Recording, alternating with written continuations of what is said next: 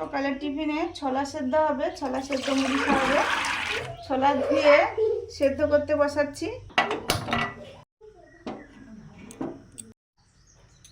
লবণ, ঢাকা দিয়ে দিলাম। ছোলাটা কিছু সময় সেদ্ধ হয়ে গেছে। ছোলা খুব সহজে সেদ্ধ হয়ে যায় তাড়াতাড়ি। আলু দিয়ে দিচ্ছি, ডুমো ডুমো আলু, খেতে দারুণ লাগে। আলু ছোলা সেদ্ধ হয়ে গেছে, এবার ঢেলে নেব। সর্ষের তেল, এবারে ছোলা একটু কষে নেব। শুকনো লঙ্কা, গোটা জিরে,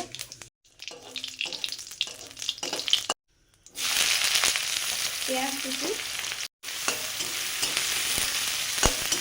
সেদ্ধ আলু ছোলা,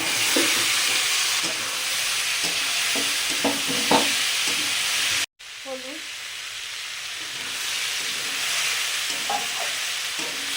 কুচনো কাঁচা লঙ্কা, অল্প একটু আমচুর পাউডার দিলাম, একটু টকটক স্বাদের হবে।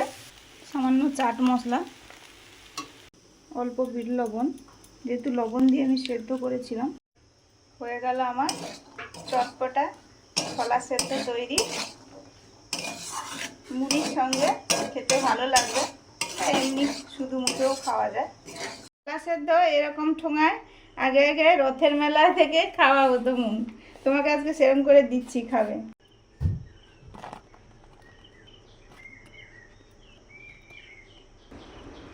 আমি ছোলা খাচ্ছি।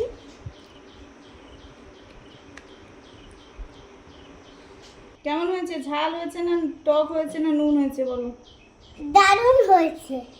ঝাল হয়েছে আর চটপটি যেন সেই দিয়েছি টক টক। খাবে নাকি? আর নেবে নাকি? না খাচ্ছ তো? খাচ্ছি। আচ্ছা।